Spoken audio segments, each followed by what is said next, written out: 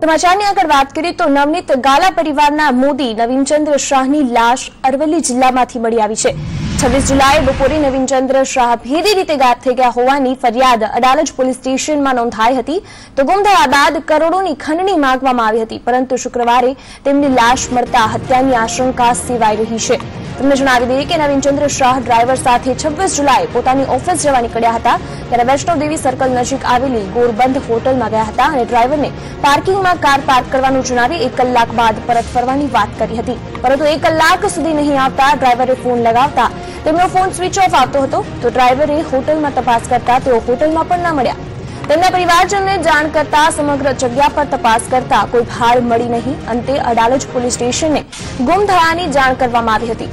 પોલીસે અલગ અલગ ટીમ બનાવી સંદિગ્ધ સ્થળોની તપાસ શરૂ કરી હતી, પરંતુ કોઈ ભાળ મળી નહોતી।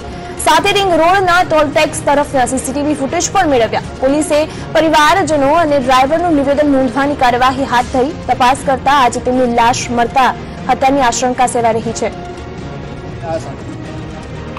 આ સાથે જ વધુ જાણકારી સાથે અમારા સંવાદદાતા શૈલેષ પંડ્યા હાલ અમારી સાથે જોડાઈ ચૂક્યા છે।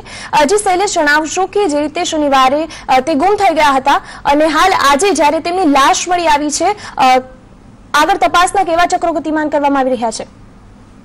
આપને જણાવી દઉં કે નવનીત ગાલા પ્રકાશનના નવીનભાઈ શાહ 2 દિવસ પહેલા વૈષ્ણોદેવી સર્કલ આગળ પોતાની કાર મૂકી હોટલમાં જઉં છું એમ કહી અને ગયા હતા। ત્યારબાદ પરત ના આવ્યા હતા। એ ગુમ થયાની ફરિયાદ અદાલત પોલીસ સ્ટેશનમાં નોંધાઈ હતી। ત્યારબાદ ગઈકાલે અરવલ્લી જિલ્લાના માલપુર તાલુકાના ગાજણ ગામની સીમમાં પાણીના વહેરામાંથી એક મૃતદેહ મળ્યો હતો, ત્યારે પોલીસે અજાણ્યો મૃતદેહ મળ્યો છે એમ કરીને પીએમ અર્થે લઈ આવ્યા હતા, પરંતુ આજે એની ઓળખ થતા તેના પરિવારજનો અત્યારે માલપુર પહોંચ્યા છે અને તેમના ભત્રીજા કેસિમ શાહે ઓળખી બતાવ્યું કે આ જે મૃતદેહ છે એ ગુમ થનાર તેમના કાકા નવીન શાહની છે। હાલ અરવલ્લી જિલ્લા એલસીબી ડીએસપી સહિતનો સ્ટાફ ઘટના સ્થળે છે અને પેનલ ડોક્ટરની મદદથી આ નવીન શાહનું પીએમ ચાલે છે। આ હત્યા કે આત્મહત્યા એ અંગે રહસ્ય ખાસ અકબંધ છે, પરંતુ પોલીસ વધુ તપાસ ચલાવી રહી છે।